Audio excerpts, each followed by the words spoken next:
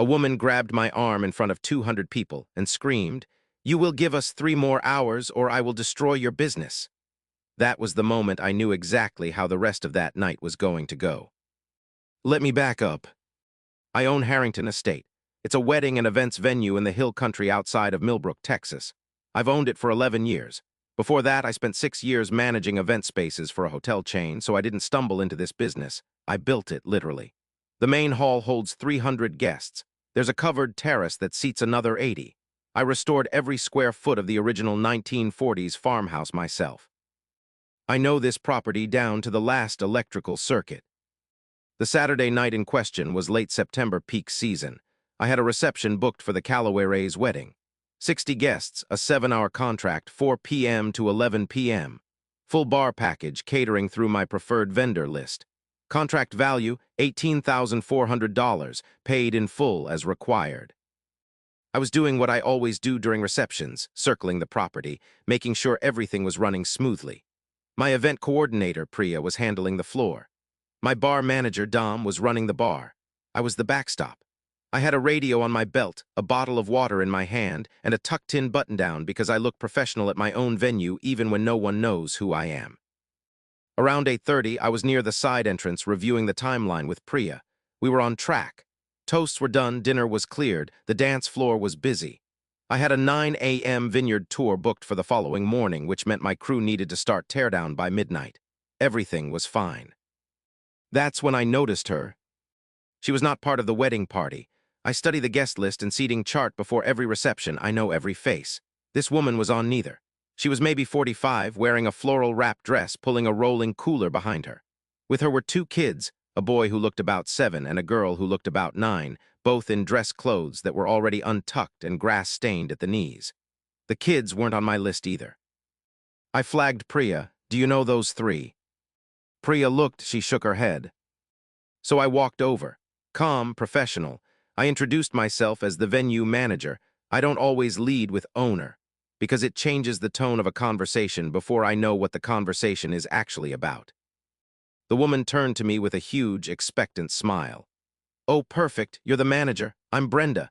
My cousin Tamika is in the wedding party. We drove 4.5 hours. I didn't RSVP because we weren't sure we could make it, but we're here now and we're family, so it's fine." I told her I was glad she made it, but non-RSVP'd guests weren't covered under the bar or catering package, and I needed to check with the bride before seating 3 extra people. Brenda waved her hand like she was swatting a fly. "Tamika knows we're coming. The kids are exhausted. Can we just sit down?" I got on my radio and had Priya find Tamika quietly. 2 minutes later, Tamika came out, gave Brenda a slightly stiff hug, and confirmed she was family. Then she pulled me aside and said, "I told her she should have RSVP'd and I'm not sure there's room." But family is family. I found 3 chairs at the edge of the hall, confirmed the catering vendor could plate 3 extra dinners at an upcharge. The groom approved it, and I got Brenda and her kids settled. I thought that was the end of it. It was not.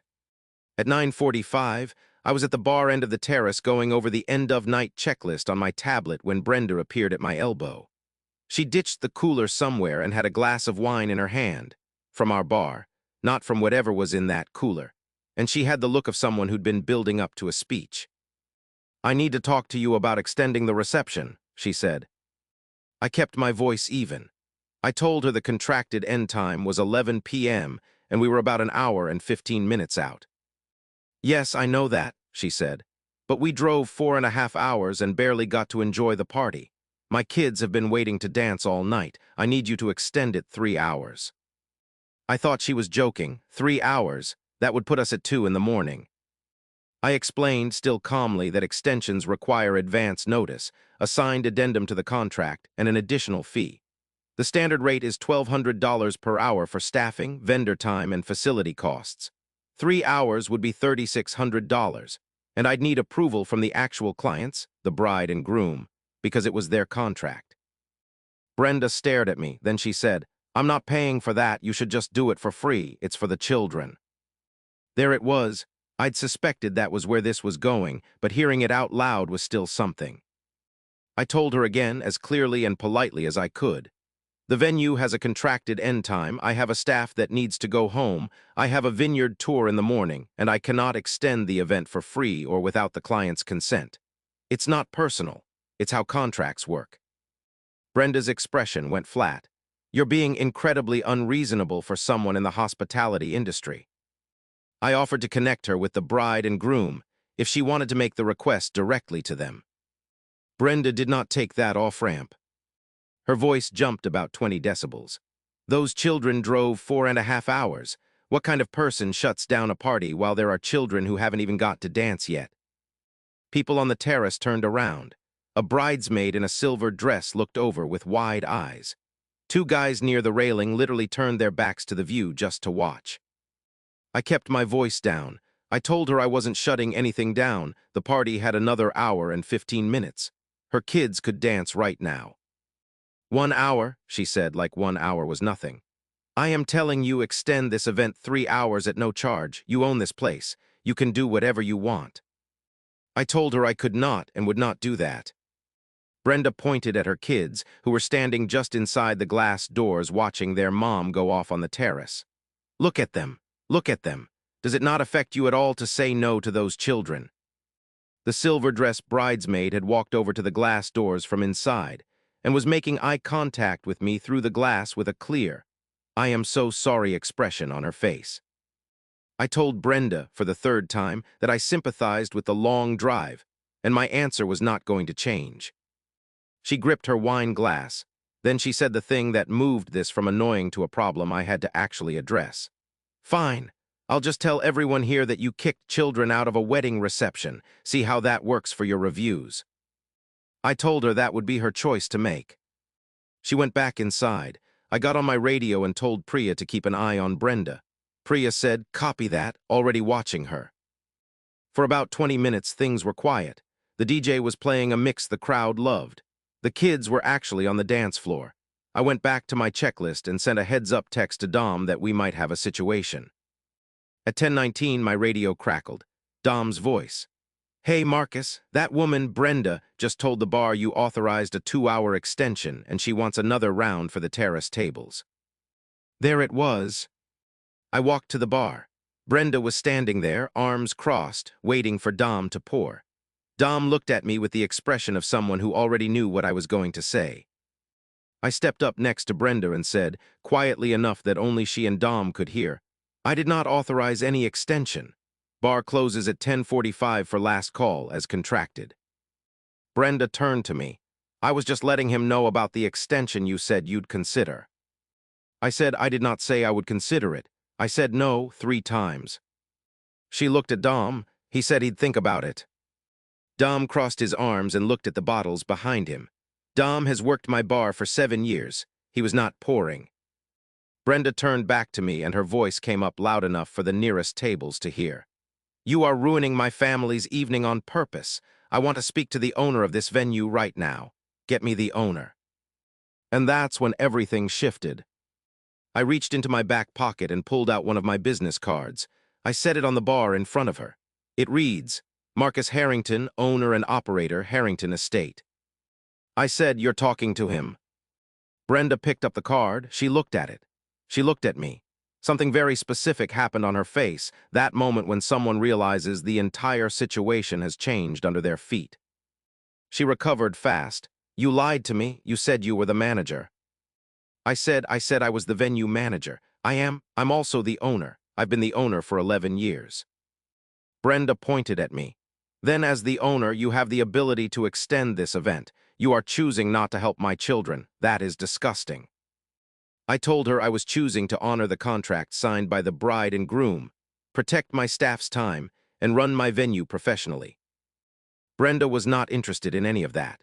She planted both hands flat on the bar and announced, loud enough for the whole room to start turning, that she was not leaving until I extended the event, and that if I tried to make her leave, she would call the police and report that I was assaulting her.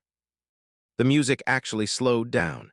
The DJ read the room and dropped the volume, which meant that last sentence carried across the entire hall. I saw the groom, Derek, come off the dance floor toward me with a very specific walk. His new wife, Camille, was 3 steps behind him. Derek stopped next to me. He looked at Brenda. Brenda, what is going on? Brenda launched into it. The 4.5 hours, the kids, the tyrant venue owner, 3 more hours, nobody being reasonable. Derek looked at me. I turned my tablet toward him. The contract. The end time of 11 p.m. The extension rate schedule on page 4. Derek looked back at Brenda. His voice went completely flat. You are not on the contract. This is not your party, and you're asking Marcus to extend our party for free without even asking us. Brenda started in about family and children and the drive. Derek cut her off. Brenda, stop. Camille appeared at Derek's shoulder. She looked at Brenda for a long moment, then looked at me and said, Marcus, I'm so sorry. Brenda's face went through several stages. Embarrassment tried to show up for about half a second. Then outrage won. She grabbed my arm, both hands, actually gripped my forearm, and delivered the line I opened with. You will give us 3 more hours or I will destroy your business. The hall had gone almost completely quiet. The DJ had faded the music to nearly nothing. 200 people were watching a woman in a floral wrap dress grip the arm of the person who owned the building she was standing in. I looked down at her hands on my arm. I said, please let go of my arm. She did not. I said it again, calm, clear, loud enough for the room. Brenda, let go of my arm right now. She let go, stepped back. I think the quiet of the room finally reached her. I got on my radio. Priya, I need you and Marcus too at the main hall bar now. Marcus, we call him Marcus too, is my head of security. 6'2", former military, the nicest person you'll ever meet until you give him a reason not to be. He came through the side door in about 45 seconds flat. Priya came from the other direction. I walked through everything quietly in front of Brenda. The unauthorized bar request, the misrepresentation of my words, the physical contact, the threat. Marcus too looked at Brenda with that calm, steady look he has. Ma'am, I'm going to need you to collect your children and your belongings and come with me. Brenda turned to the room, genuinely turned to face 200 guests and said, Does nobody here think this is wrong? They're kicking children out of a wedding. There was a pause. Then someone near the back said, You're not even supposed to be here, lady. Someone else started clapping. Then a few more people. Not a standing ovation, just a handful of guests clapping the way you clap when the troublemaker finally gets told to leave. Brenda's daughter was at the glass door again, watching. The little girl looked mortified.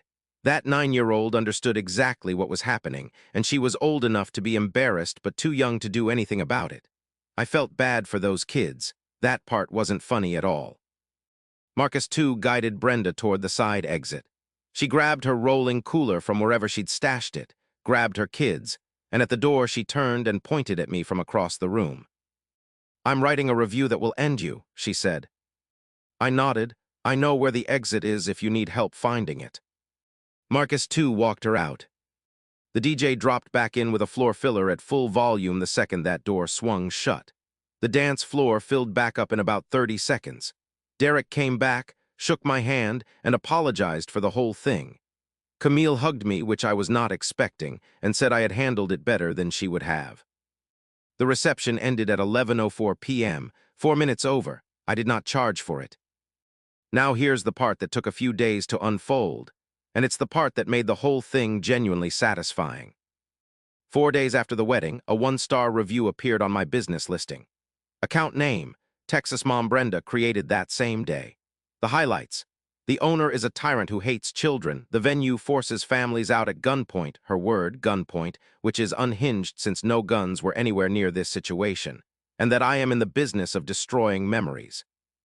I showed it to Priya. She said, oh, she's been cooking that one for 4 days. Here's the thing about my review situation. I have 214 reviews at a 4.8 average. I've built that over 11 years. One fake name review from someone who wasn't even on the contract was not going to move my average in any meaningful way. But I wasn't going to let it sit there unchallenged either. I wrote a response, completely factual. I described, without using her name, that a non-RSVP'd guest had arrived, been seated as a courtesy, made a false statement to bar staff about an extension, physically grabbed the owner's arm, and made a verbal threat. I noted that the venue has a physical contact policy and a no intimidation policy clearly stated in our FAQ, and that any guest who violates those is asked to leave regardless of their connection to the contracted party. I closed by noting the Callawares' wedding had been a beautiful event and wishing the couple every happiness. That response got 37 likes. 3 people messaged my business page saying they'd seen the exchange and it had convinced them to book with me. One of those turned into a confirmed booking, a corporate holiday party, $11,200. But that's not even the best part. About 2 weeks after the wedding, I got an email from Camille. She'd seen the review and my response, and she wanted me to know the family had addressed it on their end. She didn't go into specifics, clearly private family business. But she said Brenda had been talked to, Tamika was mortified, and everyone in the family had seen exactly what happened. Camille also told me she was already recommending Harrington Estate to 3 coworkers who were engaged. She sent me a referral. I don't ask for those, but I appreciate them, and a handwritten note that arrived a week later. It said, "Thank you for protecting our wedding. You ran a perfect evening even when it got complicated. We'll be back for our first anniversary dinner." They did come back. Just over a year later, they booked the farmhouse dining room for a private dinner for 12. I threw in a complimentary dessert course. It felt right. I've been asked if I feel bad about the kids. Yes, a little. Those 2 didn't ask to be in that situation. They didn't ask their mom to drive 4.5 hours to a wedding they weren't invited to, and they didn't ask her to blow up the evening by demanding 3 free hours from the venue owner. They were just kids at a party who ended up watching their mom get walked out by security. I hope they're okay. But I want to be equally clear about this. The way to protect kids from a situation like that is not to give in to their parents' unreasonable demands. It's to handle it exactly the way I did. Calmly, professionally, with every possible off-ramp offered before consequences were applied. I gave Brenda 4 chances to step back before Marcus too got involved. She didn't take any of them. In 11 years, I have dealt with drunk groomsmen who tried to climb on the roof, feuding families who turned cocktail hour into a standoff, vendors who showed up 3 hours late. I have never not once extended a contracted event without a signed addendum and payment. Because that's not a favor, that's a precedent. Give one person a free extension and suddenly everyone who didn't get one feels cheated. The contract is not the enemy of a good time. It's what makes the good time possible. Harrington Estate is doing fine, by the way. This past season was my best year, $840,000 in bookings, a record. I hired a second event coordinator to help Priya during peak season. I refinished the terrace boards in July and added string lighting along the back fence line that my clients are genuinely obsessed with. The 1-star review from Texas Mom Brenda still sits on my listing. I leave it there. The response I wrote is right next to it. Several people have mentioned in their booking inquiries that they read that exchange and it was the thing that made them trust me. One bride said, "I could tell from how you responded to that review that you'd handle the hard stuff well. That's who I want running my wedding." So Brenda, if you're somehow watching this, thank you. Genuinely, your tantrum turned into a marketing asset. After Marcus too walked her out that night, he came back inside and found me at the bar. He put a hand on my shoulder and said, "You good, boss?" I told him I was fine, something like, "Just another Saturday night." He shook his head. "Nah, that woman was something else." And then the DJ dropped into a song the whole crowd knew, and the dance floor basically exploded, and Derek and Camille were out there in the middle of it looking like the happiest 2 people on the planet. That's the image I hold on to from that night. Not Brenda and her rolling cooler, not the grabbed arm, not the threat. Just Derek and Camille dancing at 11 p.m., right on schedule at a party that ended exactly when it was supposed to. That's what I do this for.